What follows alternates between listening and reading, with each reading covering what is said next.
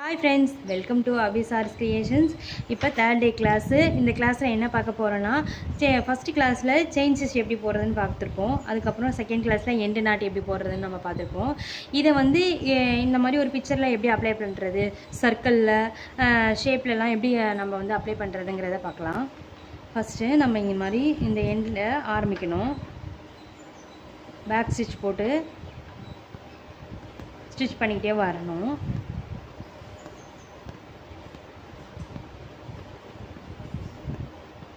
இப்போ நம்ம இந்த மொகனைக்கு வந்தோடனே டைரெக்டாக இப்படி திரும்பினோம்னா நம்மளுக்கு ஒரு ஷேப் கிடைக்காது.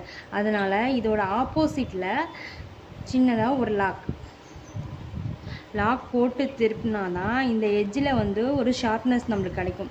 அதாவது அந்த பாக்ஸோட ஷார்ப்னஸ் நம்மளுக்கு கிடைக்கும். இல்லைன்னா வந்து ஒரு மாதிரி முழுக்கட்டையாக இருக்கும். இப்போ இந்த எண்டுக்கு வந்தோடனே இங்கே ஒரு குட்டி லாக்கு, பேக் லாக்.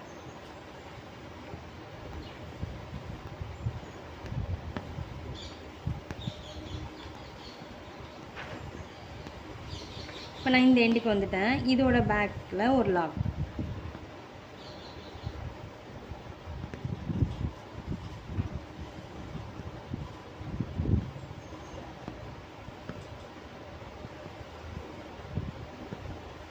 இங்கேயே வந்து நம்ம லாக்கை போடாமல் இப்படி எடுத்துகிட்டு இந்த லாக்கை வந்து இந்த கோட்டுக்கு வெளியில் இந்த லாக்கை எடுத்தோம்னா நம்மளுக்கு அந்த பாக்ஸ் வந்து கவர் ஆகிடும்.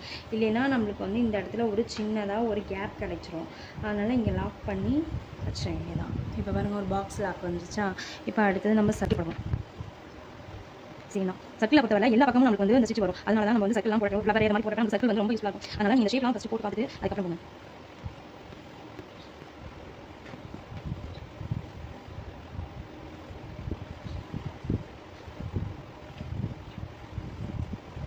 இப்போ வந்து நம்ம தேர்ந்து போகணும். இங்கே ஆஃப் லைன் மாறி வச்சுருக்கோம்.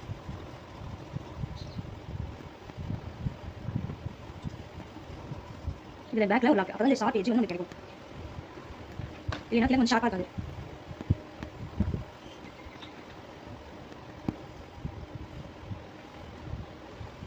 இந்த மாதிரி